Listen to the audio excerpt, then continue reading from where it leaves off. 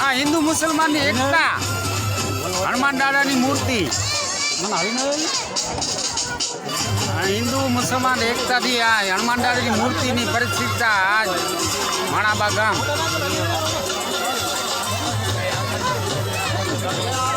સૌ સાથે મળીને હિન્દુ અને મુસલમાન સાથે એકસાથ પ્રતિમાના પધરામણા હનુમાન દાદાની